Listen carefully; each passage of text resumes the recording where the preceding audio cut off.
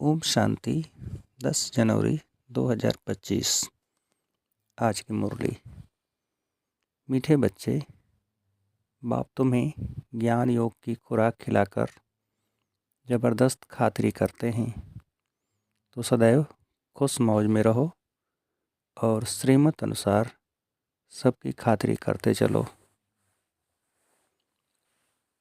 प्रश्न: इस संगम युग पर आपके पास सबसे अमूल्य चीज़ कौन सी है जिसकी संभाल करनी है? उत्तर: इस सर्वोत्तम ब्राह्मण कुल में आपकी यह जीवन बहुत अमूल्य है, इसलिए शरीर की संभाल जरूर करनी है। ऐसे नहीं या तो मिट्टी का पुतला है, कहाँ यह खलास हो जाए, नहीं, इनको जीते रखना है। कोई बीमार होते हैं तो उनसे तंग नहीं होना चाहिए। उनको बोलो तुम शिव बाबा को याद करो। जितना याद करेंगे उतना पाप कटते जाएंगे। उनकी सर्विस करनी चाहिए, जीता रहे, शिव बाबा को याद करता रहे। ओम शांति। ज्ञान का तीसरा नेत्र देने वाला रूहानी बाप बैठ रूहानी बच्चों को समझाते हैं। ज्ञान का तीसरा नेत्र सिवाय बाप के और कोई दे नहीं सकता। अभी तुम बच्चों को ज्ञान का तीसरा नेत्र मिला है। अभी तुम बच्चे जानते हो कि यह पुरानी दुनिया बदलने वाली है। बेचारे मनुष्य नहीं जानते कि कौन बदलाने वाला है और कैसे बदलाते हैं, क्योंकि उन्हों को ज्ञान का तीसरा नेत्र नहीं है। तुम बच्चों को अभी ज्ञान का तीसरा नेत्र मिला है, जिससे तुम सृष्टि के आदि मध्य अंत को जान गए हो। यह है ज्ञान की सैक्रीन। सैक्रीन की एक बूंद भी कितनी मीठी होती है। ज्ञान का एक ही अक्षर है, मनमना भव। यह अक्षर कितना मीठा है। अपने को आत्मा समझ बाप को याद करो। बाप शांति धाम और सुख धाम का रास्ता बता रहे हैं। बाप आए हैं बच्चों को स्वर्ग का वर्षा देने। तो बच्चों को कितनी खुशी रहनी चाहिए। कहते भी हैं खुशी जैसी खुराक नहीं। जो सदैव खुश मौज में रहते हैं उनके लिए यह जैसे खुराक होती है। 21 जन्म मौज में रहने की यह ज़बरदस्त खुराक है। यह खुराक सदैव एक दो को खिलाते रहो।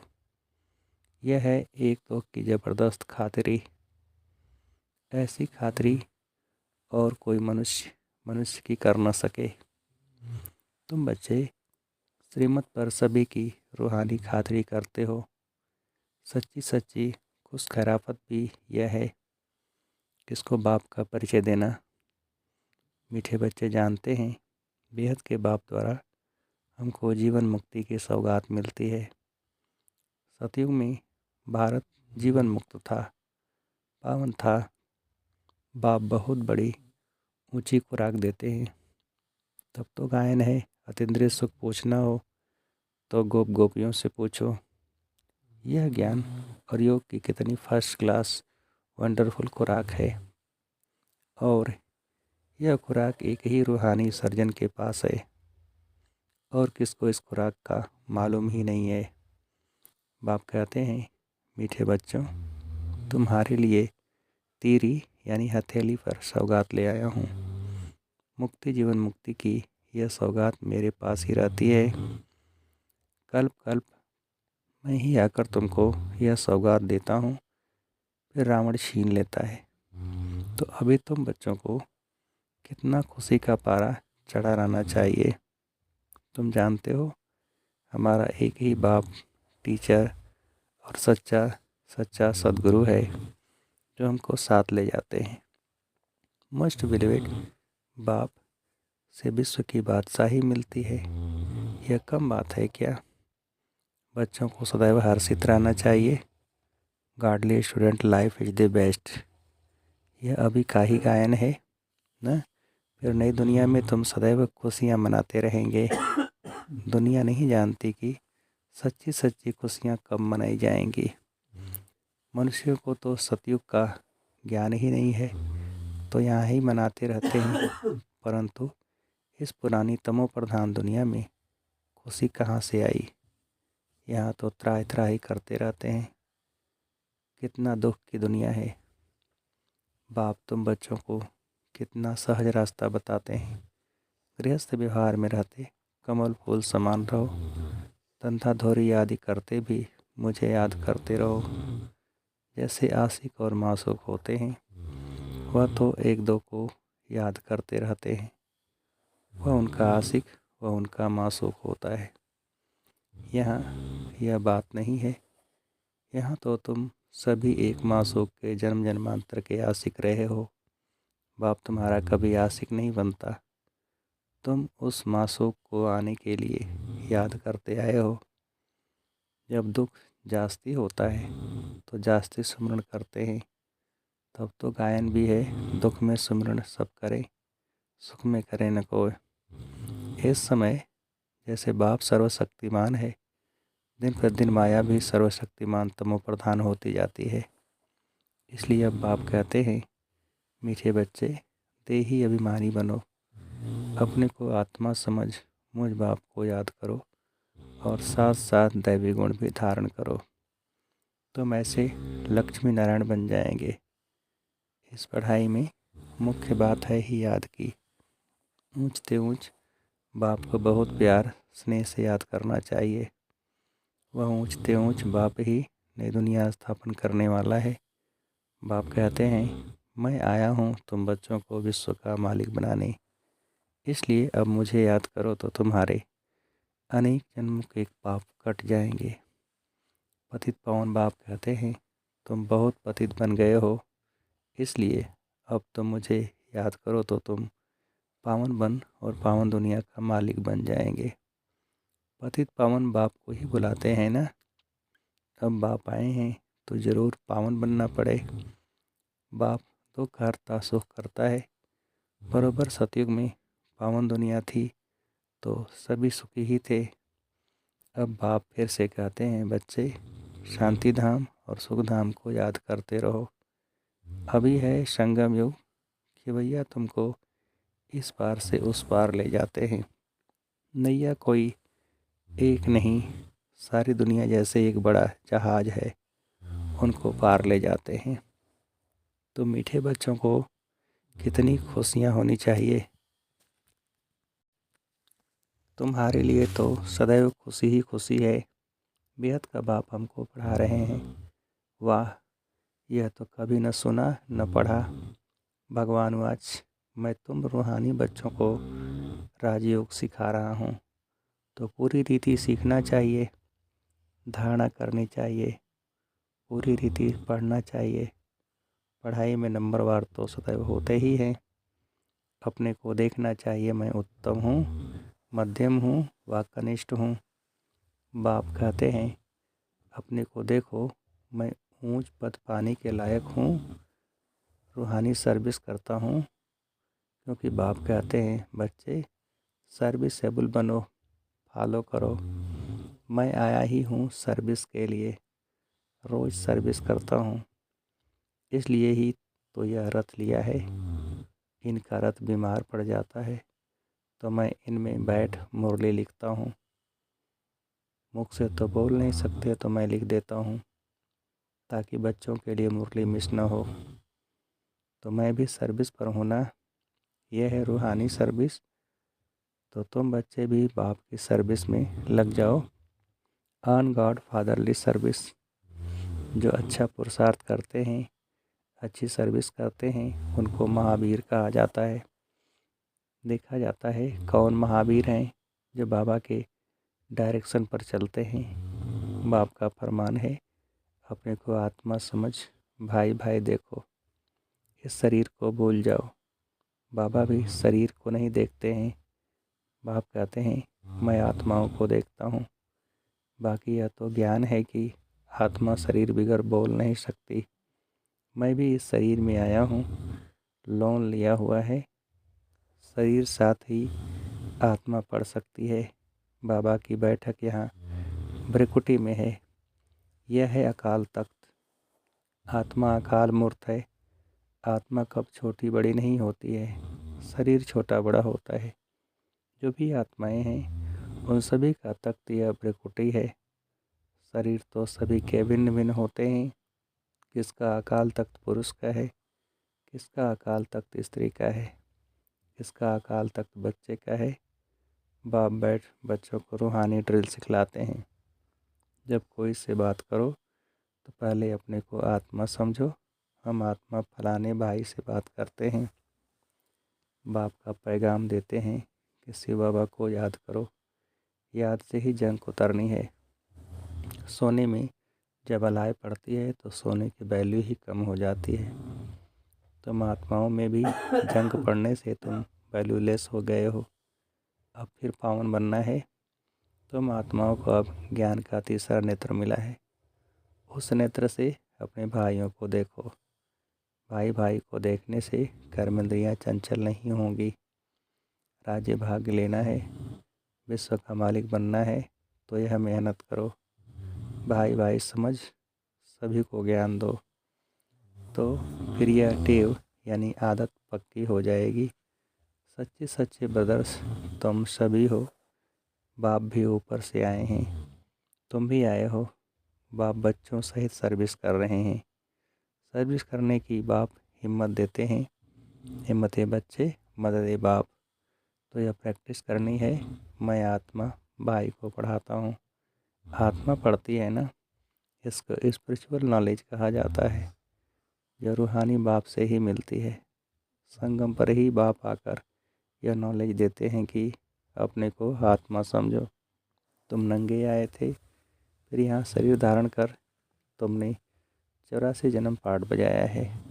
अब फिर वापस चलना है। इसलिए अपने को आत्मा समझ भाई भाई की दृष्टि से देखना है। यह मेहनत करनी है। अपनी मेहनत करनी है। दूसरे में हमारा क्या जाता।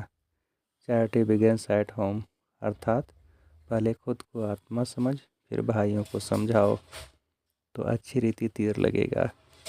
यह जौहर भरना है। मेहनत करेंगे तभी ऊंच पद पाएंगे। इसमें कुछ सहन भी करना पड़ता है। जब कोई उल्टी सुल्टी बात बोले तो चुप रहो। तुम चुप रहो तो आप ही चुप हो जाएंगे। ताली बजने से आवाज़ हो जाता है। बच्चों को एक दो का कल्याण करना है। बाप समझाते हैं, बच्चे सदैव खुशी में रहने चाहते हो तो मनमना भव। अपने को आत्मा समझ बाप को याद करो। भाइयों यानी आत्माओं तरफ देखो। तो बच्चों को रूहानी यात्रा पर रहने की आदत डालनी है। तुम्हारे ही फायदे की बात है। बाप की शिक्षा भाइयों को देनी है। बाप कहते हैं, मैं तुम आत्माओं को ज्ञान दे रहा हूँ। आत्मा को ही देखता हूँ। मनुष्य मनुष्य से बात करेंगे तो उनके मुंह को देखेंगे। तुम आत्मा से बात करते हो तो आत्मा को ही देखना है। भल शरीर द्वारा ज्ञान देते हो, परंतु इसमें शरीर का भान तोड़ना होता है। तुम्हारी आत्मा समझती है परमात्मा बाप हमको ज्ञान दे रहे हैं। बाप भी कहते हैं, आत्माओं को देखता हूँ। आत्मा ही भी कहती, हम परमात्मा बाप को देख रहे हैं, उनसे नॉलेज ले रहे हैं। इसको कहा जाता है स्पिरिचुअल ज्ञान की लेन देन। आत्मा के साथ। आत्मा में ही ज्ञान है, आत्मा को ही ज्ञान देना है। यह जैसे जौहर है। तुम्हारे ज्ञान में यह जौहर भर जाएगा तो किसको भी समझाने से झट तीर लग जाएगा। बाप कहते हैं, प्रैक्टिस करके देखो, तीर लगता है ना। यह नई टेव डालनी है तो फिर शरीर का भान निकल जाएगा। माया के तूफान कम आएंगे, बुरे संकल्प नहीं आएंगे, क्रिमिनल आई भी नहीं रहेगी। हम आत्मा ने 84 का चक्र लगाया। अब नाटक पूरा होता है। अब बाबा की याद में रहना है। याद से ही तमो प्रधान से सतो प्रधान बन सतो प्रधान दुनिया के मालिक बन जाएंगे। कितना सहज है। बाप जानते हैं बच्चों को यह शिक्षा देना भी मेरा पार्ट ही है। कोई नई बात नहीं। 5000 वर्ष बाद हमको आना होता है। मैं बंधायमान हूँ। बच्चों को बैठ समझाता हूँ। मीठे बच्चे, रूहानी याद की यात्रा में रहो तो अंत मते सो गति हो जाएगी। यह अंत काल है ना। मामेकम याद करो तो तुम्हारी सदगति हो जाएगी। याद की यात्रा से पाया मजबूत हो जाएगा। यह देह ही अभिमानी बनने की शिक्षा एक बार तुम बच्चों को मिलती है। कितना वंडरफुल ज्ञान है। बाबा वंडरफुल है तो बाबा का ज्ञान भी वंडरफुल है। कब कोई बता न सके। अभी वापस चलना है, इसलिए बाप कहते हैं मीठे बच्चों यह प्रैक्टिस करो। अपने को आत्मा समझ आत्मा को ज्ञान दो। तीसरे नेत्र से भाई को देखना है। यही बड़ी मेहनत है। यह है तुम ब्राह्मणों का सर्वोत्तम ऊंचते ऊंच कुल। इस समय तुम्हारा जीवन अमूल्य है, इसलिए इस शरीर की भी संभाल करनी है। तमो प्रधान होने कारण शरीर की आयु भी कम होती गई है। अब तुम जितना योग में रहेंगे उतना आयु बढ़ेगी। तुम्हारी आयु बढ़ते बढ़ते 150 वर्ष हो जाएगी सतयुग में। इसलिए शरीर की भी संभाल करनी है। ऐसे नहीं यह तो मिट्टी का पुतला है, कहाँ यह खलास हो जाए। नहीं, इनको जीते रखना है। यह अमूल्य जीवन है ना। कोई बीमार होते हैं तो उनसे तंग नहीं होना चाहिए। उनको भी बोलो शिव बाबा को याद करो। जितना याद करेंगे उतना उनके पाप कटते जाएंगे। उनकी सर्विस करनी चाहिए। जीता रहे, शिव बाबा को याद करता रहे। यह समझ तो रहती है ना। हम बाबा को याद करते हैं, आत्मा याद करती है बाप से वर्षा पाने के लिए। अच्छा, मीठे मीठे सिकेल थे बच्चों प्रति। नंबरवार पुरुषार्थ अनुसार माता पिता बाप दादा का याद प्यार और गुड मॉर्निंग। रूहानी बाप के रूहानी बच्चों को नमस्ते। हम रूहानी बच्चों की रूहानी बाप को नमस्ते। धारणा के लिए मुख्य सार। पहली पॉइंट, अपने को देखो मैं पुरुषार्थ में उत्तम हूँ, मध्यम हूँ या कनिष्ठ हूँ। मैं ऊंच पद पाने के लायक हूँ। मैं रूहानी सर्विस करता हूँ। दूसरी पॉइंट, तीसरे नेत्र से आत्मा भाई को देखो। भाई भाई समझ सभी को ज्ञान दो। आत्मिक स्थिति में रहने की आदत डालो तो कर्मेंद्रियाँ चंचल नहीं होंगी। वरदान, ब्रह्मा बाप समान महात्याग से महान भाग्य बनाने वाले फरिश्ता सो विश्व महाराजन भव। विस्तार, फरिश्ता सो विश्व महाराजन बनने का वरदान उन्हीं बच्चों को प्राप्त होता है जो ब्रह्मा बाप के हर कर्म रूपी कदम के पीछे कदम उठाने वाले हैं। जिनका मन बुद्धि संस्कार सदा बाप के आगे समर्पित है। जैसे ब्रह्मा बाप ने इसी महात्याग से महान भाग्य प्राप्त किया, अर्थात नंबर 1 संपूर्ण फरिश्ता और नंबर 1 विश्व महाराजन बने। ऐसे फॉलो फादर करने वाले बच्चे भी महान त्यागी व सर्वस्व त्यागी होंगे। संस्कार रूप से भी विकारों के अंश को का त्याग करेंगे। स्लोगन, अभी सब आधार टूटने हैं, इसलिए एक बाप को अपना आधार बनाओ। अभी सब आधार टूटने हैं, इसलिए एक बाप को अपना आधार बनाओ। अच्छा, ओम शांति।